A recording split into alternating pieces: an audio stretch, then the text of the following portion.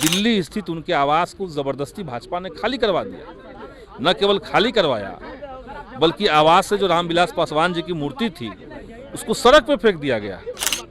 तब इनको अपमान नहीं लगा। पार्टी को दो हिस्सों में तोड़ दिया बीजेपी ने, तब इनको अपमान नहीं लगा। तब चिराग पासवान को कहना था कि हम वो मोदी जी के हनुमान हैं। कहा गया कि विधानसभा में भी टेस्ट कराया जाए तो पता चलेगा कई लोग शराब पी के आते हैं। समझिए शराबबंदी की हकीकत क्या है। कोई पी के आता है आपको लगता है विधानसभा में? कहने के लिए लोग कह सकते हैं, पीने वाला पी ही सकता है उसमें। नमस्कार, आप देख रहे हैं देशवा न्यूज। मैं हूं आपके साथ वैष्णवी। आज विपक्ष ने वॉकआउट किया है रिजर्वेशन के मुद्दे को लेकर के। इसके साथ ही शराबबंदी पर भी लगातार चर्चा हो रही है। मेरे साथ बातचीत करने के लिए एमएलए संदीप सौरभ जी हैं। शराबबंदी को लेकर के क्या सोचते? कल माधव आनंद ने बोला कि समीक्षा होनी चाहिए। देखिए, समीक्षा तो निश्चित तौर से होनी चाहिए। जिस तरीके से शराबबंदी कानून पूरी तरीके से फेल है, और न केवल फेल है बल्कि इसका खामियाजा बिहार के लाखों गरीब भुगत रहे हैं। कई लोगों को जेल जाना पड़ा, कई महिलाओं को अपने जेवर बेचने पड़ गए अपने पति को जेल से निकालने के लिए।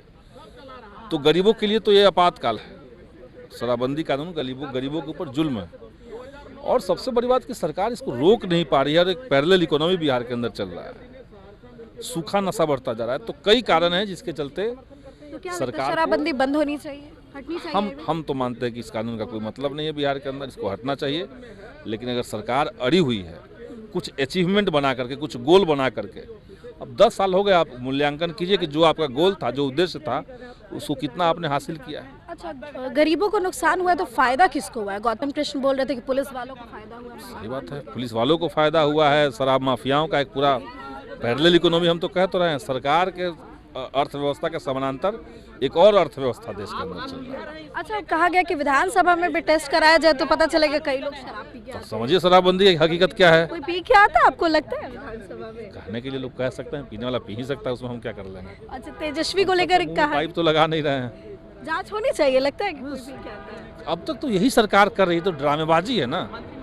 ये सदन के सरकार का काम है कि वो बताए कि कौन क्या पहनेगा, क्या खाएगा, क्या पिएगा। लोग नागरिक है, अपना सबका आज़ादी था। तेजस्वी की जांच की बात हो रही है कि जांच होनी चाहिए। पहले दिन ही आए थे तो हिल डोल रहे थे, जो कि पैर में चोट लगी थी। ना नाखून उनका उखड़ा हुआ था, ये तो हम भी जानते हैं। तो कई लोग कह रहे हैं कि नहीं, वो तो पी के विपक्ष को यही काम बचा हुआ है। तेजस्वी जी जो सवाल उस समय पूछे उस पर उनको नहीं बोलना है। बिहार के अंदर कितनी बड़ी संख्या में अलग अलग जिलों से घटनाएं उस समय आ रही थी, आज भी आ रही हैं, जहाँ पे छोटी बच्चियों के साथ, महिलाओं के साथ, छात्राओं के साथ यौन उत्पीड़न की घटनाएं, हत्या और बलात्कार की घटनाएं सामने आई थी। तो उस पर विपक्ष को बोलना, सरकार को बोलना चाहिए था। अब उस पर न बोल करके वो लड़खड़ा क्यों रहते, उनका पैर में नाखून कैसे उखड़ गया, चोट क्यों लग गया, ये कोई बात है? आखिरी सवाल है, ये जो रामविलास पासवान को बेचारा कहा गया, आपको क्या लगता है? इसमें कौन सा अपमान है भाई? कोई अपमान नहीं है। वो कहे कि दया के पात्र थे। नहीं, पूरी बात आप उनकी सुनिए।